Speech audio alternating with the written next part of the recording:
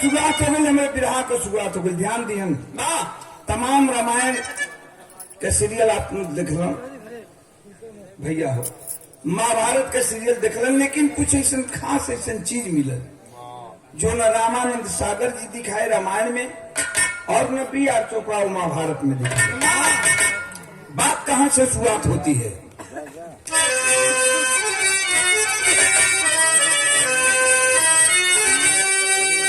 कि रावण को हुआ घोर अभिमान,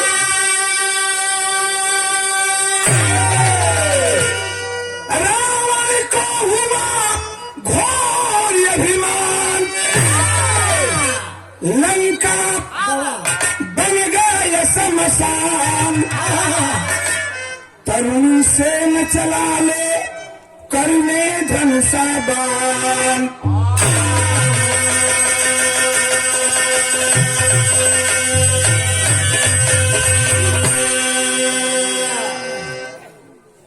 लंका के सारे वीर मार दिए गए, मर्यादा पुरुषोत्तम राम के हाथों से सारे वीर मार दिए गए। लंका आज वीरों से खाली है, वीर विहीन हो गया है। रावण की बारी है, राजमहल में धनुष बाण लेकर के रावण और चहलकदमी कर रहा है। दिमाग संतुलित नहीं हो रहा है भैया। अब तनी मजा पानी के साथ साथ कुछ शांति बना लो।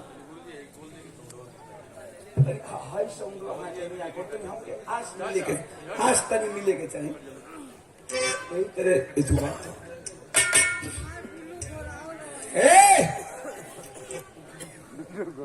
आखिरकार रावण चहलकदमी कर रहा है कि आज मुझे लड़ने के लिए जाना है और चल करके राम को मारूंगा। लेकिन वो सोच रहा है, उसके दिमाग में एक बात आ गई कि अरे यार, अगर आज की लड़ाई कोई दूसरा होता मेरे परिवार में संभालने वाला, अगर वो संभाल लेता तो कल से मुझे धरती पर मारने वाला कोई नहीं है। यही अभी सोच ही रहा था, तब तक वो रावण के परिवार में छोट लड़का 7-8 वर्ष के 7-8 वर्ष के लड़का उतावला होकर आइल बा, रावण के प्रणाम कैले बा, कलश की बाबू चिंता मत कर। का कहले बा?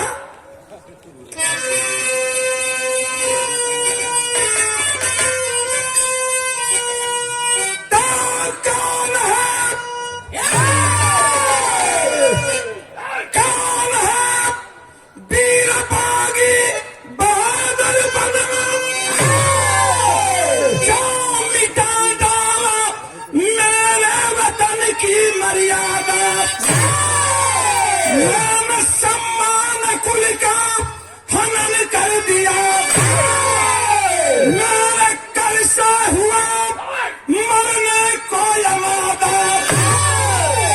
चल पड़ा तरुणी उल्लास मन में लिए, चली का माता के चरणों का लूंगा प्रसादी। जो समर बीच में या करना है मुझे, राम सेना की कितनी है बाकी आबादी।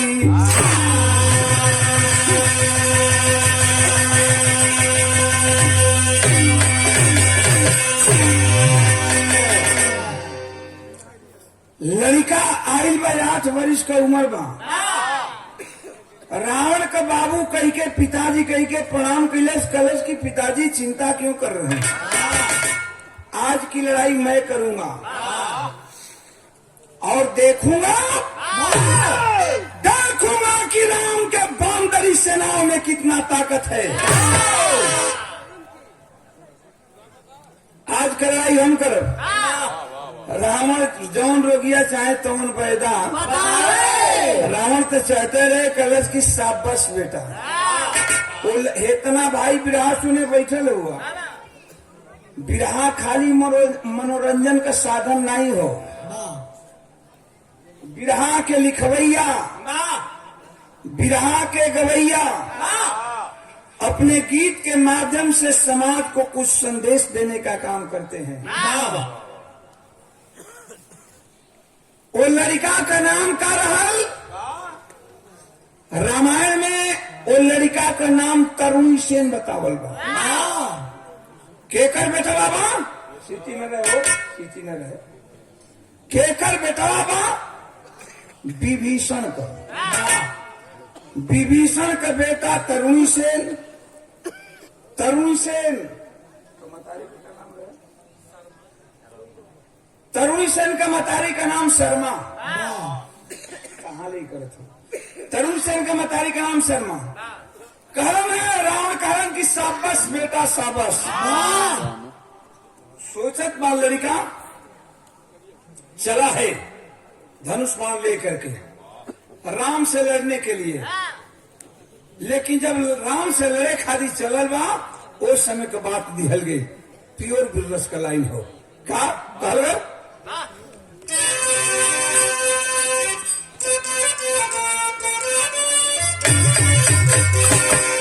ये लड़का कहा चलल बा कि अरे कोई बेटा तो कोई बेटा कहाने वाला बेटा कहाने वाला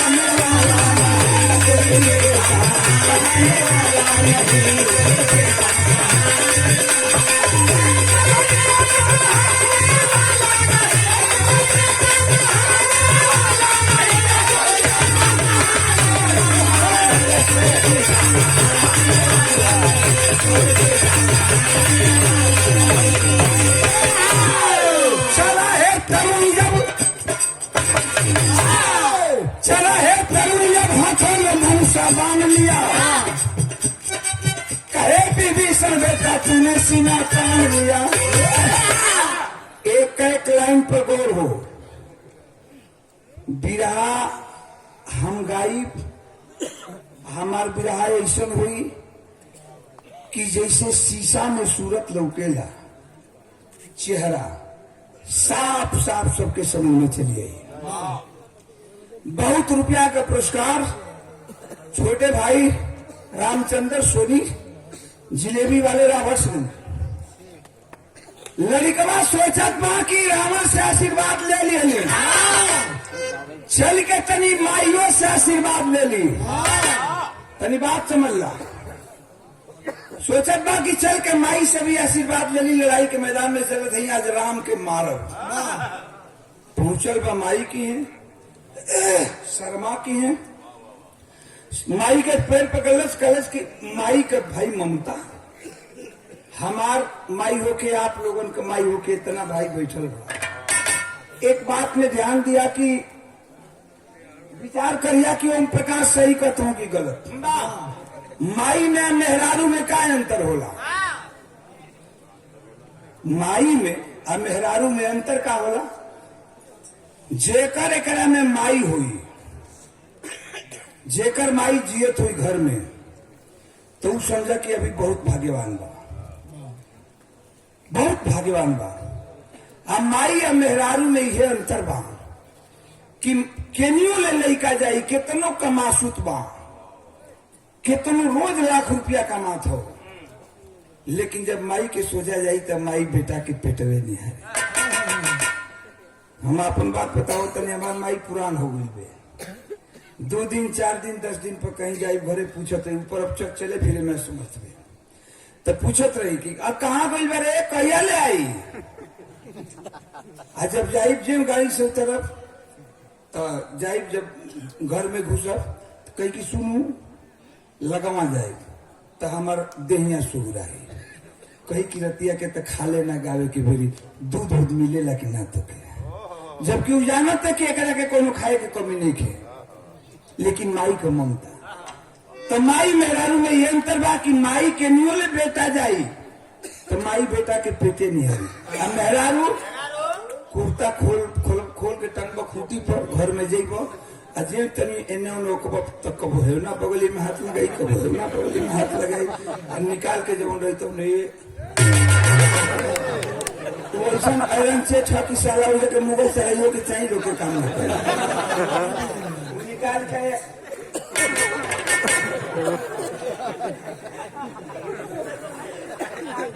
चलो बगली का माई मेहरारू में ही अंतर।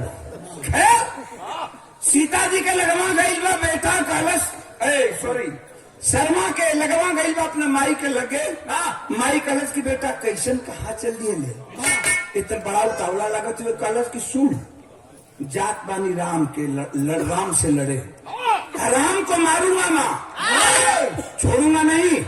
हमारे पूरे खानदान को साफ कर दिया है वो आदमी राम को मारूंगा। टुकुर टुकुर शर्मा मोती कवते लड़का को 8 वर्ष का लड़का अजवना भगवान के सोचत में कि जेवना भगवान के हमनी के जिंदगी भर भक्ति कैली जा हमारे बेटा भगवान के दुश्मन हो गए। नहीं चाहते हुए भी माँ नहीं चाहती है शर्मा कि मेरा बेटा भगवान से जाके लड़ाई करे लेकिन नहीं चाहते हुए माँ की ममता है बेटा को आशीर्वाद देती है। अच्छा था रावण से आशीर्वाद ले लिया माई से ले लिया लड़का जात पात देखलस बगलवा में सीता जी कुछ दूर पर बैठल है सोचत बाकी अरे यार सबका से आशीर्वाद ले गई तो चलो तनी सीतो जी से आशीर्वाद ले ई देख मन बढ़ू जाता राम के मारे और सीता जी से आशीर्वाद ले 8 वर्ष का लड़का सीता जी के लगवा गई बा जाके दोनों पैर पकड़ के प्रणाम कैले बा चरण स्पर्श कैले बा। सीता जी कहली कि कौन कहा कि माँ मैं विभीषण का बेटा तरुण सेन है। सीता जी दोनों हाथ फैला ले कहलिन कि आओ बेटा उतनी दूर क्यों खड़ा है आओ आओ आओ मेरे गोद में बैठ जाओ मेरे गले से लगो। तेरा बाप और तेरी माँ मेरा बहुत बड़ा भक्त है। कहा के मैं बैठने के लिए गोद में नहीं आया हूँ जा रहा हूँ लड़ाई के मैदान में आज राम को देखूंगा कि बाजुओं में राम के बाजुओं में कितना ताकत है मारूंगा। आशीर्वाद ले बनी तारा से देबू की ना सीता जी टुकुर टुकुर ओकर मोती को भोल देखो इतना मन बढ़ू हमारे भगवान से लड़ाई करे जाता कहता कि मारे बा हमरा से वरदान मांगे बा लेकिन बाहर सीता जी यही मैंने देखिए ये क्या लीला है भक्तों के वश में भगवान होते थे जरूरत पड़ने पर भगवान भक्तों से हार जाते थे। सीता जी कहली कि ठीक है बेटा जा रहा है तू भगवान से लड़ने के लिए तू मेरा भगत है तेरे माँ बाप मेरे भगत है। अपने गर्दन से सुंदर एक माला निकल ली माला निकाल कर छोट लड़का 8 वर्ष के गर्दन में लड़का के गर्दन में पहना दे कलन की जो जाकर के भगवान से लो और मैं वचन देती हूँ जब तक ये मेरा दिया हुआ माला तेरे गर्दन में सुरक्षित रहेगा धरती का कोई ऐसा वीर नहीं है जो तुमको मार सकता है। माला पहन ले बा तैयारी छाती उतान कह के चलल बा। कवि जी लिखलन है कहा चला है करुई जब हाथों में धनुषा बांध लिया कहे विभीषण बेटा तुमने सीमा तान लिया। यार लड़का लड़ाई के मैदान में जाता वो से विभीषण लौट के आवत हूँ नजर पड़ो कलन करे कहा कलश की कहा ना कहा तरुणी सेन की आप लंका के गद्दार हो सकते हैं लंका के साथ गद्दारी किए अपने भाइयों के साथ गद्दारी किए लेकिन मैं आपका बेटा हूं तो क्या हुआ मैं अपने वतन के साथ अपने लंका के साथ गद्दारी नहीं कर सकता।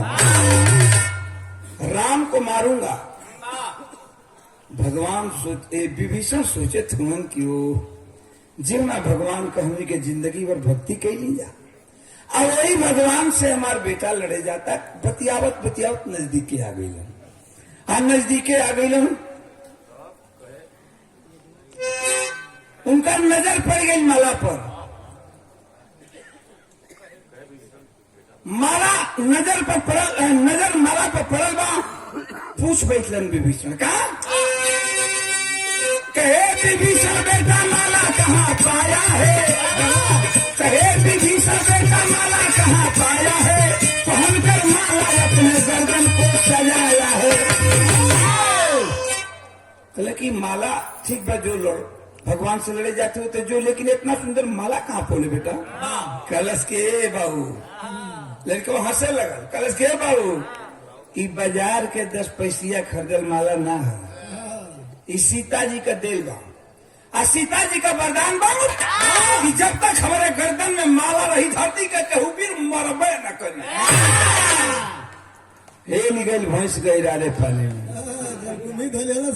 अच्छा ये तुलसीदास लिख रहे हो कि जलकुमी धलेलस।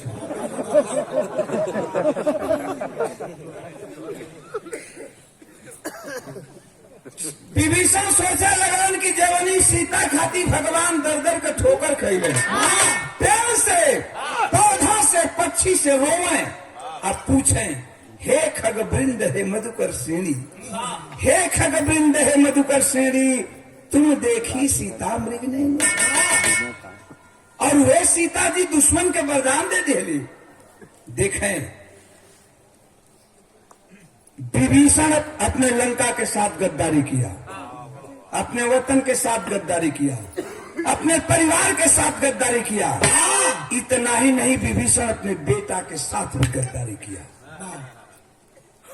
विभीषण कहलन कि बेटा ठीक है हो, माला सीता जी देले ही, लेकिन कुछ सोचत होगा, हम तुम्हार बाप नहीं। कलक तरुणी सेन की ताप कलन की बाप होकले के नाते दिल में दया बा हमरे तोरा प्रति। और सीता जी का वरदान बा माला टूटे के न चाहिए। जात हुआ लड़ाई के मैदान में गर्दन में माला पहने हुआ। अरे बेटा कहीं झटका लगी लड़ाई के दरमियान मलबा चट दे टूट जाइए, पट दे तू मरा दीबे। अच्छा ई के निकले रहे, हाँ तुलसीदास लिख रहे, तुलसीदास के साड़ू भाई।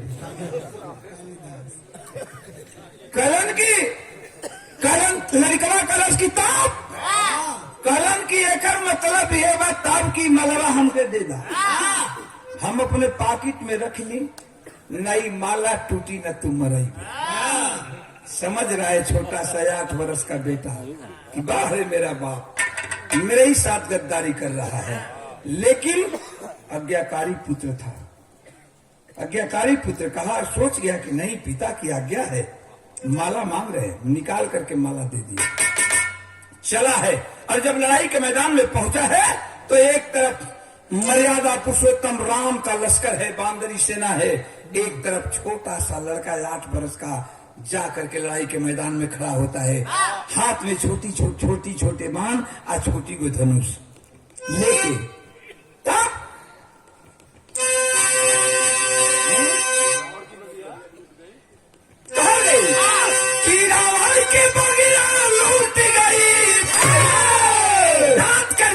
तरुणी सेन की रावण की बगिया लूट गई, कोई दिया जलाने वाला नहीं, कोई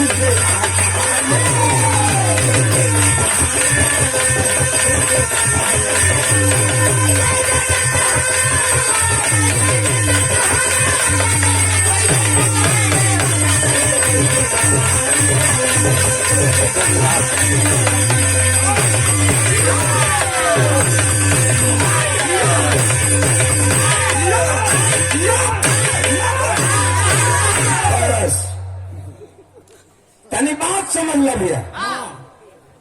एक तरफ जाकर छोटा सा लड़का 8 वर्ष का तरुणी सेन भगवान के सामने खड़ा हुआ है, कलश की चलाइबा की चलाई। 8 वर्ष का लड़का देखा, कलश की है कि कवा मत हमके चलाइबा की चलाई, बोला लड़का कहता। भगवान सोचे थे का भगवान कह रहे लड़का से आओ बोला, कहलन की उमरिया बारी बागी बबुआ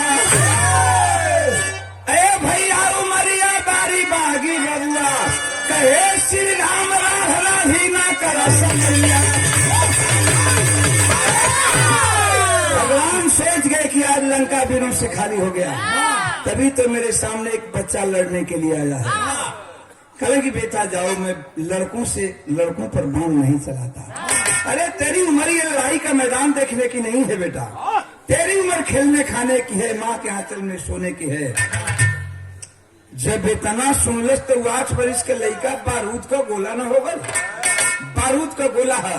ललकार कर तब तरुणी बोला, अरे ललकार कर तब तरुणी बोला, क्या समझ रखा है मुझको तू? ललकार कर तब तरुणी बोला, क्या समझ रखा है मुझको तू? पानी है तो आ गया और बता दूं कि कैसा मैं हूँ। कलश की चलाइवा की चलाई, तार पर वचन सुने ना आए हैं।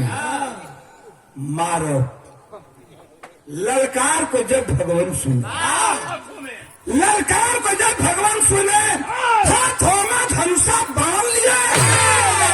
लड़का है तो क्या दुश्मन है, धनुषा पर बाण चढ़ाए लिए। सोचे लगलन कि लड़का हो तो का हो, दुश्मन हो और मारना जरूरी हो दुश्मन को। अब वही भगवान धनुष पर बाण चढ़ा के सोचत हूँ कि चलाएं कि न चलाएं, मारे कि न मारे, मारे कि न मारे। देखो गवैया रहे हो, एक एगो गवैया बंदूक रख ले रहे, दे दिए में झगड़ा है तो दे दिए में झगड़ा तो बंदूकिया खड़ा से निकाल लिया, निकाल लिया सर खत्म खत्म खत्म।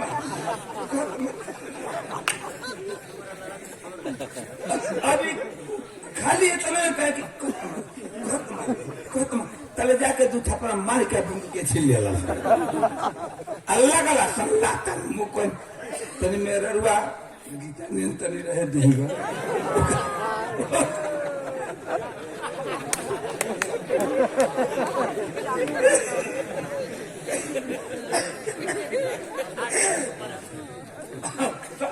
हम बात बनाते कि सही बात है, तारा से बता दे क्योंकि स्टेज पर नाना ले जाए। अब उतनी ठीक है, देदार से ठीक है, लमसर है। अब जाए के वो उनका ऊपर है, जाए के छाप लिया बस। अब उनकर जान बचा दिया बस, न तो उन्हीं खत्म मार दी, खत्म।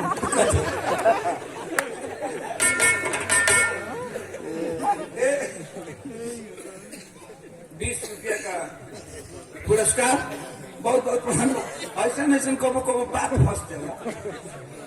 जटा शंकर घोरावल हमार सही बताओ तो हमार मेहरारू एकदम मोहरी नहीं है। हम दूसरा के बात ना बतिए, हम अपने बात कहेंगे। हमार मेहरारू मोहरी नहीं आ कलर है, कलर देखत रह जाए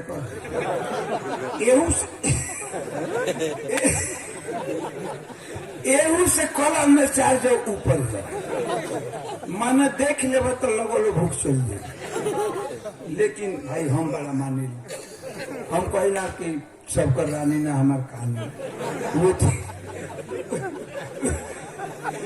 एक बेर कहलस यही तरह कुछ गिरावट रहे, सीजन चलत रहे, कोई दिन की घबरा दिखा था ना, तो कहलस की एक घड़ी कौन जब विधा गावे चले लगे तो 4-5 दिन हो गए रहेगा, तो कपड़ा वपड़ा पहन के धोती कुर्ता तैयार भली तो कहती है एक घड़ी कौन लगन बाकी रोज विधा मैंने गाना कहा नहीं खा, तो हम तो इशारा समझ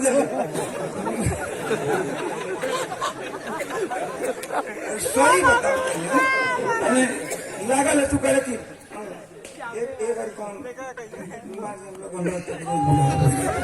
हम कहने की से अरे कहीं मोनी बा, कहीं जेनी बा, कहीं राजनीतिक प्रोग्राम बा, कहती है खूब खुश बोल तो क्या कहती है, अच्छा ठीक है बा तो हमरा के जी कह जी कह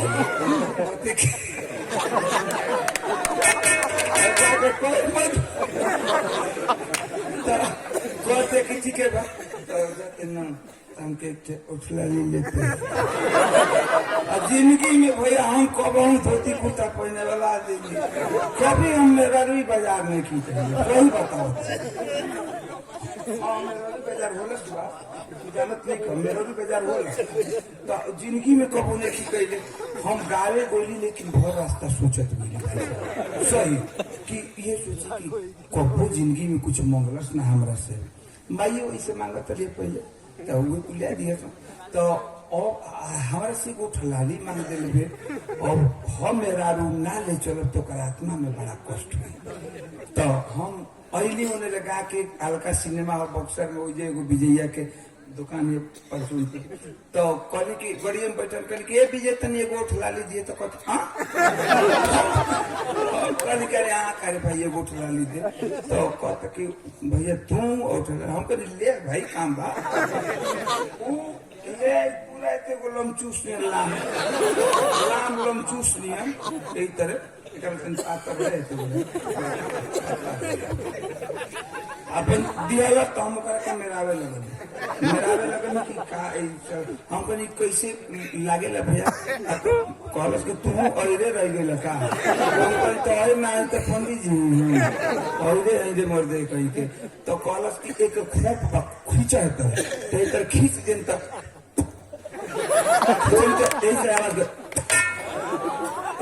अपन खींच दिली तो ओकर जो लड़का रहे भीतर लड़का जो भीतर है तो हम कहले कि साला मेरा वही आए करा के ले जाई आज ले जाके इधर रगड़ दियो पर तो काल कोई की दवाई ले ले हम कहले करे भैया कैसे निकले लगे तो कहता है मर्द तू भूल के रह गेला नीचा सो कहीं तो ओकरा के नीचा सोचती तो कुल्लू देने को पूरा ले लो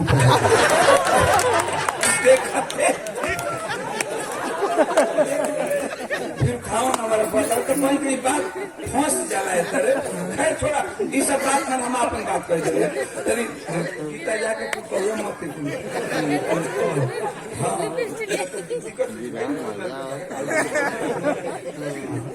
तो तेरी बात समझ लो एक तरफ भगवान है एक तरफ तरुण से कहा कि चलेबा की चलाई कभी जी भाव लिख रहे तर्ज कलाई बा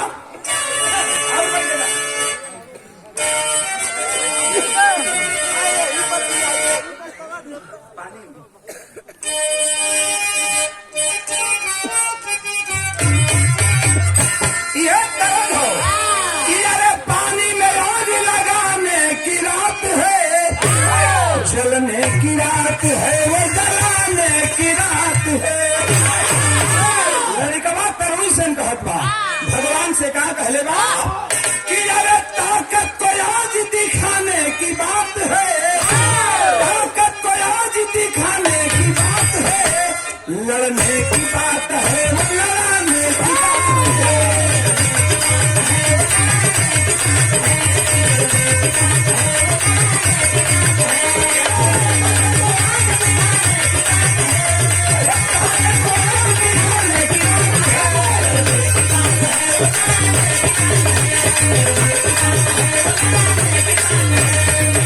भगवान धनुष पर मान लग के सोचे थे कि मारी कि न मारी चलाई कि न चलाई चलाई कि न चलाई तले वो लड़का कैलस का देखा था दिहला सपनवा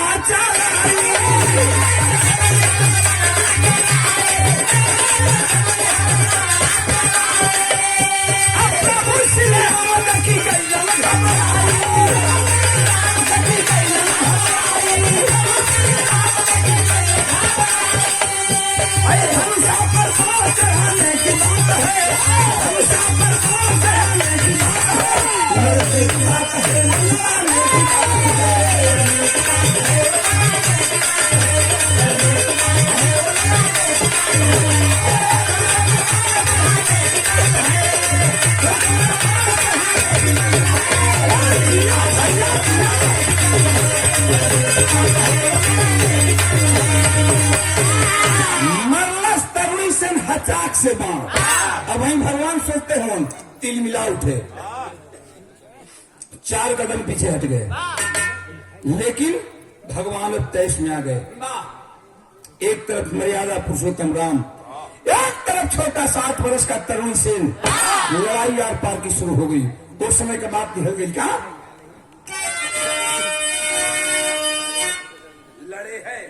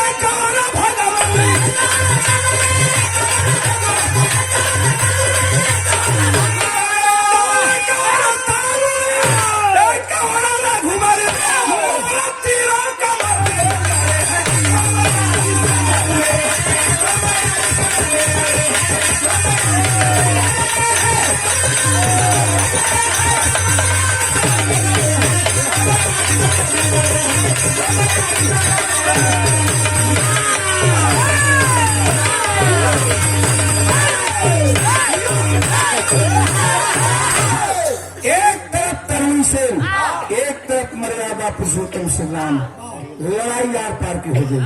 और जब लड़ाई आर पार के भई तो हमारे विराह के मेन पॉइंट बा, अंतिम प्रमाण चलत है, लेकिन विराह के मेन पॉइंट चेतने में बा भैल का बाबूजी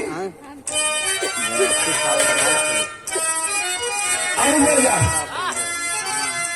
देखा मास्टर हमारे को आदत से जमबे करेगा, तो बहुत पहले से रहेगा, शुरू से रहता है। तू तो जनते बड़ा जल्दी हम चढ़ू लेना, आज चढ़ू ला तो जल्दी उतरू लेना। तो मास्टर की जिंदगी में मास्टर पर चढ़े कथू बुरा हूँ नियम पर हम कहते है का आओ राजा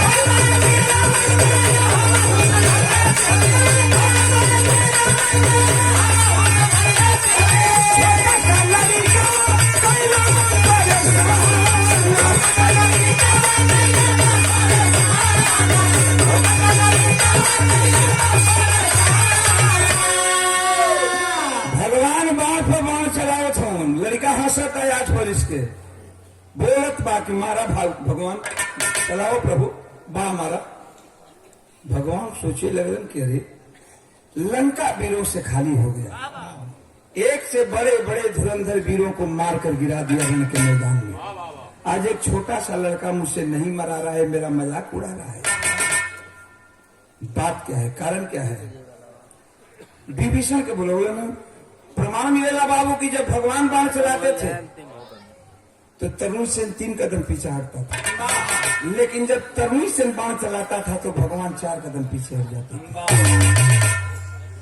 विभीषण के बलवान ने कहा कि विभीषण एक काम है कि जब जब लंका की कोई बात फंसी है तो मैंने तेरा सहारा लिया है।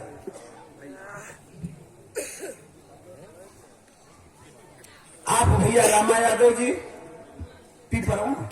पीपरवा से भैया के बहुत बहुत नमस्कार, पांडा मालिक सुखी रखें। कलश की भगवान कालन की जब जब लंका की कोई बात फंसी है तो मैंने तेरा सहारा लिया है। मुझे समझ में नहीं आ रहा है कि ये लड़का मुझसे क्यों नहीं मारा जा रहा है। मैं बहुत कोशिश करता हूं मारने को, लेकिन नहीं लड़का मारा जा रहा है। विभीषण कालन की त्वरा से मरइबो न करे भैया, कलन की तो से मरइबो न करी प्रभु। कलन की काहे बड़े बड़े वीरन के संहार के लिए लड़का न मराई, कलन की न मराई प्रभु, विश्वास करा। कलन की काहे, कलन की विभीषण बतौलन की ऐसे न मराई की वो लड़कवा के रोम रोम में राम बसत हुआ। और जब तुम बाण चलावत हुआ तो वो बाण लड़का तर जाता ठीक, लेकिन देखत हो राम तो वहां से वापस लौट के चले आता। तो लड़का के रोम रोम में राम है, आप नहीं मार सकते हैं। कलन की कौनो उपाय बतावा। लंका के जब जब बात फसल बा तो तोहार सहारा मिलल बा। कलन की एक उपाय बा, आए है देखें बाप गद्दारी कर दिया बेटा के साथ, बड़ी गद्दारी। भैया भैया भैया बगल में कलन की एक काम करा, विभीषण पोलवे खोल दिहलन। आप पोल खोल के लड़का के तनी बगल हो जा, पीछे आदमी बैठे हूँ। पोलवे खोल के बतावे लगलन, मौत के कारण बन गलन विभीषण अपने बेटा के। क्या कहलन है? कारण की ऐसा मारा मारा भगवान का वैसा सुखाया।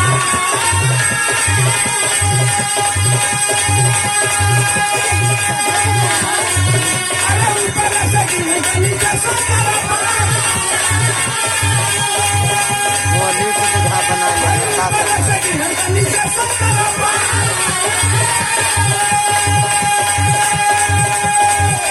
कहलन की ऐसा बाण चलाओ प्रभु कि ये छोटा सा लड़का आकाश में उड़ जाए, और जब आकाश से नीचे गिरने लगेगा धरती पर तो बैठ करके उस लड़का के पैर के तालवा का निशाना लेकर के उस तालवे में बाण मारिए। जब तक लड़कवा के तालवा में बाण ना मरबो लड़कवा मरबे न करे। लड़का के तालवा में अमृत बांस करत हो।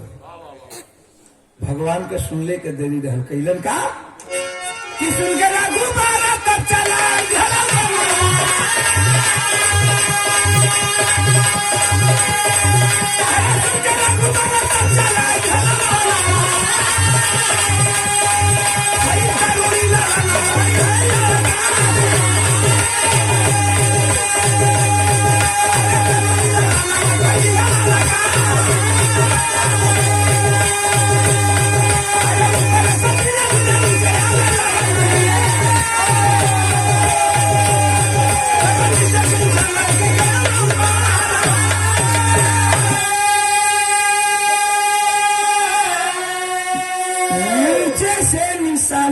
के रघुबर कैलन। पहला बाण बरलन विभीषण के कहले से छोटा सा लड़का आकाश में उड़ गया। आकाश में उड़ करके बोल रहा है कि चलाइए प्रभु बाण चलाइए।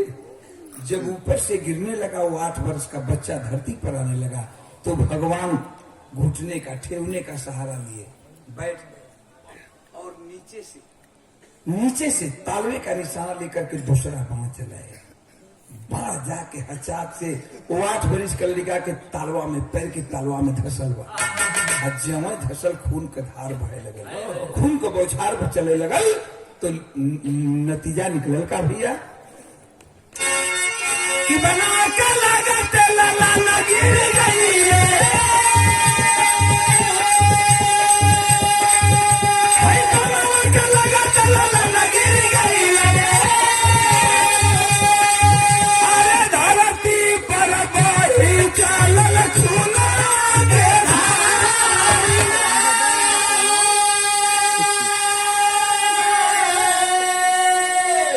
धरती पर खून के धार बरस रहा। हाय राम हाय राम। राजकुमार यादव ग्राम बरौली गायक कलाकार हूँ भैया, बहुत बहुत धन्यवाद बा, मालिक सुखी रखे। तनी हमारे बिरहा का बात समझ लो। लड़का गिर गया धरती पर है, धरती पर लड़का गिरा है, बाण लगा है, खून की धार बह रही है, खून के धार बहत बा चलत बा।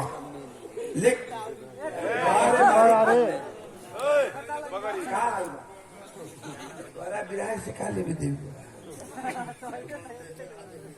जैसा घर घनी पीड़ित है समय झूठे को बर्बाद करते हुए। इतना आदमी कितना शांति से सुनता, विरह का आनंद लेता, तू अपने में मस्त हो। तनी बात समझ ला।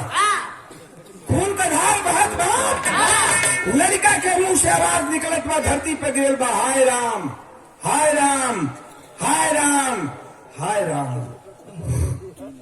कितना लोग भैया विराट में बैठे लोग। एक बात तनी आप लोगों ने दिल से सोचा कि एक बाप के आंखों के सामने एक बेटा मौत के लिए तड़प रहा है और बाप देख रहा है।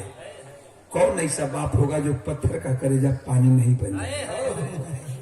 विभीषण बर्दाश्त नहीं किए, इतना तक तो कह दिलन बेटवा को मरवा दिलन, लेकिन बेटा जब गिर के धरती पर तड़पे लगल विभीषण के आंख के सामने तक विभीषण बर्दाश्त ना किए। बाप होकर रोए लगल, फूट फूट के रोत हुन और दौड़ के जाके अपने बेटा की लाश के गोद में उठोलन, उठाए के कलन की बेटा हमसे भूल हो गया। लेकिन लड़का हंसा था, मुस्कुरा था। विभीषण एक बात कहलन है, रोके का कहलन कि कहलन विभीषण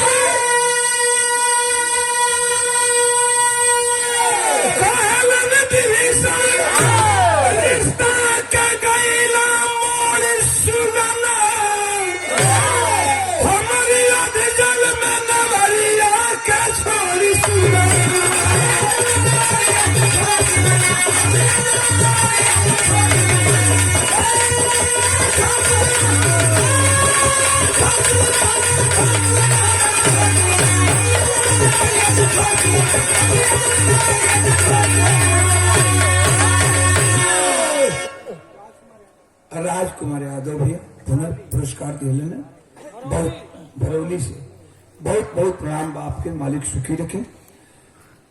भगवान देखा तो की विभीषण के कहने से इस लड़का का मैंने वध किया और विभीषण उस लड़का की लाश को उठा करके रो रहा है।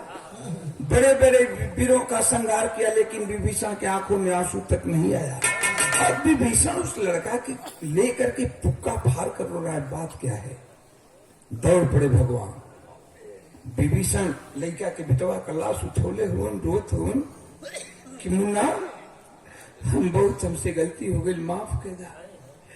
लेकिन हम तो के मना कई चाहत रहे, जो ना प्रभु के जिंदगी भर भक्ति के लिए वही प्रभु खाती, वही प्रभु के विरोध में तू लड़ाई कैला बेटा, तई होना ही रह, ई तो होना ही था।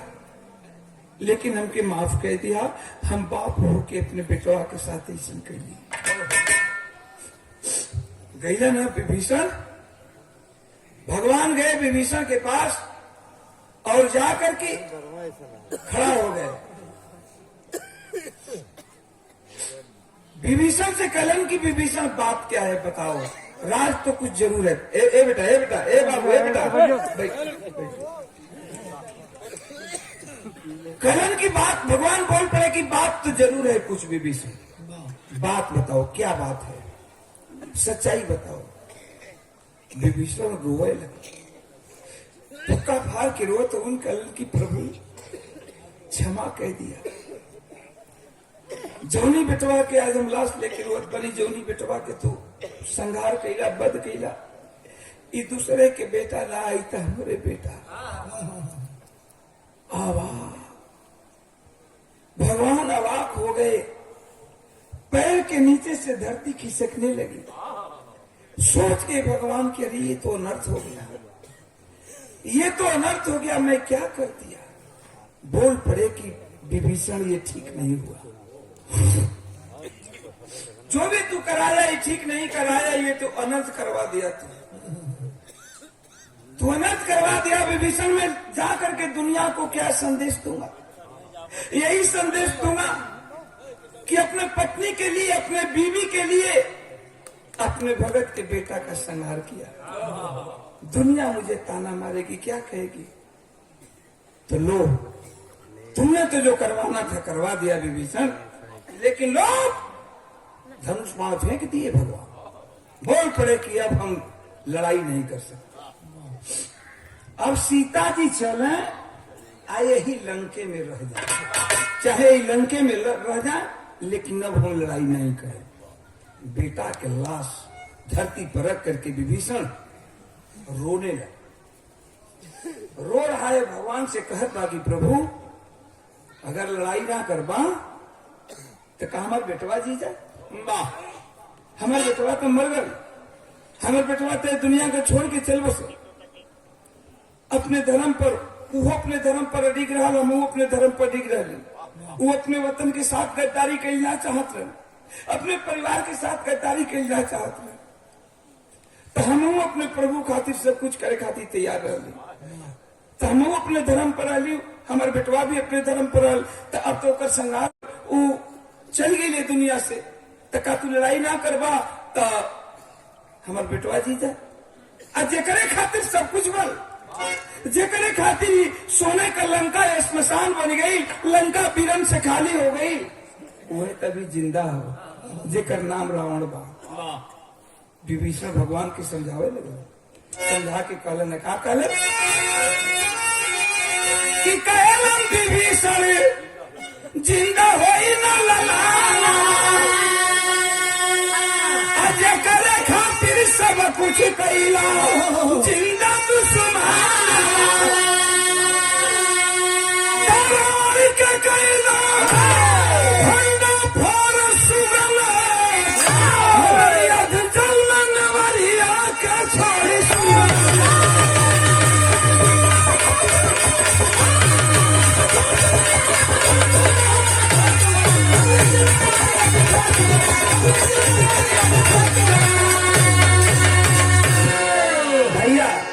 भैया भैया 2 मिनट हमारे बिहार कर भैया भैया भैया 2 मिनट अब एकदम अंतिम चलता खत्म बा, लेकिन सरांश तनी कर सुनो।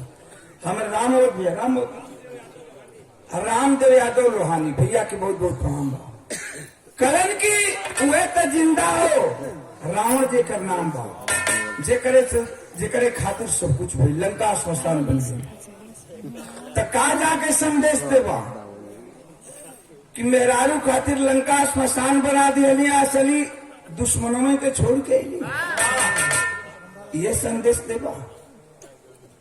भगवान को मजबूर होकर के कलन विभीषण की नहीं प्रभु गलत कर रहे हैं, धनुष बाण उठोलन भगवान के हाथ में दियलन। कलन की ला प्रभु धनुष बाण उठावा और चल के रावण के वध करा। वही विभीषण के कहने से मर्यादा पुरुषोत्तम राम दोबारा धनुष बाण उठाए, लंका पर विजय प्राप्त किए, रावण का वध करके लंका पर विजय प्राप्त किए। लंका का राज तिलक विभीषण को दे करके जनक नंदनी सीता और छोटा अनुज लक्ष्मण के साथ पूरी बांदरी सेनाओं के लेकर के अयोध्या के नगरी के लिए प्रस्थान कर गए। ठीक लागल फिर आप यहाँ ठीक है। तो ये रही भक्ति, एक तरफ भक्ति है तो एक तरफ अपना वसूल है, ये है भक्ति। कवि जी लिख रहे हैं का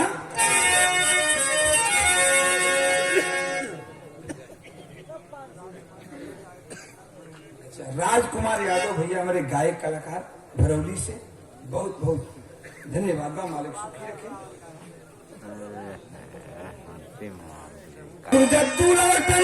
लालता से रगने श्री नारायण गंगा सागर सुभाष जय जय बोले। बागी बबुआ प्रकाश नहीं